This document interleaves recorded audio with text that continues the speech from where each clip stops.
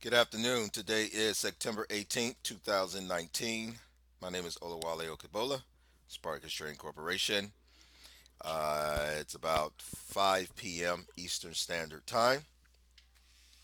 Here to bring you a recap of today's trade, Fed Day, as well as a prep report going into tomorrow, which will be September 19th.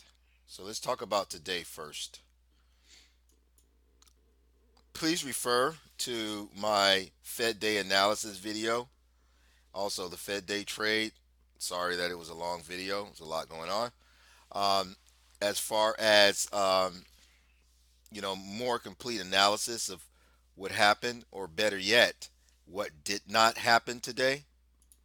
I'll quickly walk you through it. Looking at a daily chart, in my analysis, I talked about this former 5-day balance area where the market broke out of balance on the fifth day. I talked about if there's going to be a change in the market uptrend because the monthly is one time frame and higher. The weekly, as I've been talking about for the last couple of weeks, is one time frame and higher, and we're also getting higher lows on the weekly. So when you crank that in, the analysis time frames, monthly and weekly time frames higher than the day time frame are up to balancing, but nevertheless up. So then when you take that to the day time frame, when we were in a former 5-day balance area and we broke out, and then we were, messing around for the last couple of days coming into today's Fed. I talked about this level being a important level going into the Fed trade because Fed day, because the market would get some kind of understanding as far as what the Fed wants to do, and then then everybody can plan accordingly. One clue for change is getting back and closing back within this prior balance area because we broke out, and if we close back within, that signals a breakout failure. And if we do trade in, once again, we have to close back within. If we could not close back within range, all the market is going to do is test. Well, it would be nothing more than a test of a former balance area, and then the market trades higher. As you can see, that's what happened because then you got the shorts covered. I mean, the shorts were getting short. They were pushing this market down, and then there was nothing else. They had to cover. Why? Because the time frame longer than the day time frame is up monthly. These are the folks that move the market. The folks that looks at the monthly chart, the folks that look at the weekly chart. It's up. So you had nothing more than some liquidation, an attempt to bully the market lower by the shortest of time frame traders. And if you refer to my Fed day trade, I showed you the 5 minute chart, what exactly they were doing. You knew exactly who was participating in the trade, and you know exactly what they're going to do if they cannot get what they want.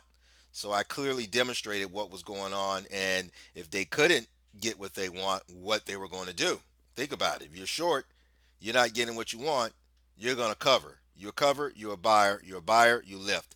So everybody started covering because they started pushing the market.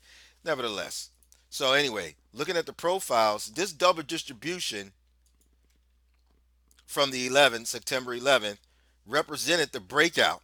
The breakout from where? This is the 4-day balance area, 5-day. Well, we opened making five, but this is the former balance area that I was talking about in the bar chart. Okay, here's the balance area. Here it is on the profile. Okay, we double distributed out of this day. This was the excess showing a new auction. We closed outside of that balance, chopped around, really nothing really going on, balanced, broke, balanced, coming into the Fed, a late day spike. We opened on the Fed announcement, attempted to trade lower, got back within, no acceptance, leaving excess, and the market one time framed higher ever since. You see an expanded 30-minute period like that, or elongate is the better word, that's short covering. So there's no guessing on my end as far as what's going on. That's just what it is. That's just what happened. So in a nutshell, that's exactly what happened today. And you can refer to the analysis, the Fed Day analysis for today, which is the 18th, where I clearly talked about that's what has to happen. We have to close back within this former balance area that would signal a change and a attempt to reach the destination, which would be this former balance area low. You can look on this chart. If we would have made it to the former balance area low, that would put us in that gap, because this gap represented the breakout from this multi-week that I talked about in past reports, this multi-week balance area where there's nothing but stops. And of course we gapped up. I talked about that way back when we had to hold the gap, and we did. And so that's what that would have represented. The coming back in, basically coming back and closing back within this double distribution, and then coming to the destination, and then boom, okay, it would have signal breakout failure. It didn't happen. Bottom line, it didn't happen. Not only did it didn't happen, forced all the shorts to cover. They had to cover, and then we ended the day. We end today with the spike. So now we're going into tomorrow with the spike rules. The spike rules are, for those who are not familiar with the spike rules, if we open above the spike base, that shows that price did not trade high enough to be where basically, how should I say it? There's probably still more to the upside. That means prices is being accepted higher outside of the value area from today. If we open below this spike base, that basically means these higher prices were rejected, and then you could perhaps, at least in this case today, you perhaps could get some liquidation. Why so? We got a range that is 31, 31 and a half points, but on very weak volume, only 3.3 billion shares traded on the New York Stock Exchange. So that's weak volume, right? But as far as getting a correction to this daytime inventory that is obviously long, everybody can see that, we have to tomorrow fill the spike. Nothing different, nothing more than um, well, open below and close below the spike. That would represent rejection, right? Nothing more than when I talked about today, Fed Day, where we need to close below this double distribution. It's the same thing using the spike. If the market opens and we could test the spike, but the market can't close below this spike base, then more than likely the auction is still up. Why? Because, as I talked about earlier, the monthly is up one time framing higher. Although it's just 1 month, nevertheless, this time frame moves a lot slower, but it's a lot more powerful, packs a bigger punch than the weekly or the daily. What's going on in the weekly? We're one time framing higher, higher lows. And if we open up and hold the spike, what are we doing on the daily? We're one time framing higher. We're one time framing higher with what? Excess. Excess. This is very important. Excess on the daily. So going into tomorrow, you want to see whether or not the market wants to trade higher. And how do you get a good gauge? Value. Value is this yellow box that I use. You want to see value maintain above the spike base, and to get some elongation, you want to see some one time framing. We have a poor high up here that hasn't been revisited. So, and then we also got a point of control that hasn't been revisited. We have an anomaly. So you got a couple of clues or references to follow to make sure that, in fact, that's a direction the market wants to go as we head to the end of the week.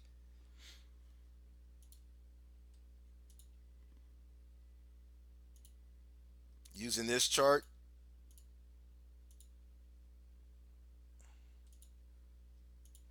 once again, use candlesticks. You can make the reads yourself. We tested lower. This is a lot of excess. In order to chew into this excess, value needs to develop at a minimum overlapping the spike base. But overlapping is not even good enough because overlapping puts us where, or even below the spike base puts us where, unchanged value.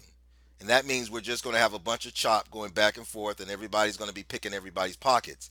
In order for anything more meaningful than an inventory adjustment, because I talked about the fact that the market is up on light volume, 3.3 billion shares, we need to see at least, at a minimum, overlapping to lower value. And if not, clearly lower value. Then we can probably take another stab at getting back within this balance area. So to the downside, a reference you want to pay attention to is this former balance area high. Can we trade back in there? Because we broke out, we've tested it one time. If for whatever reason, I don't, Saudi Arabia, Iran, China trade, it doesn't matter. If we come back and test this balance area again, we're probably going to get some more liquidation. And then we'll start to focus on this balance area low. And then from this balance area low, everybody in the world can see the gap. But you want to take it one step at a time.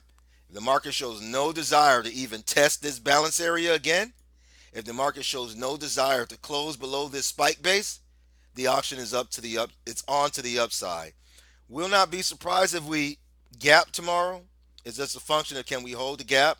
If we don't hold the gap, can the market close below the spike base? Testing the spike base price, trading below the spike base means nothing to me at least because it's nothing more than a test and you can get fooled by price. That's why you want to hone in on value. All right, folks, that's all I got today. This is Olawale Okabola, Spartacus Trading Corporation, where serious advanced traders come to train and learn, and I am your e-mini specialist. Wishing you a good day.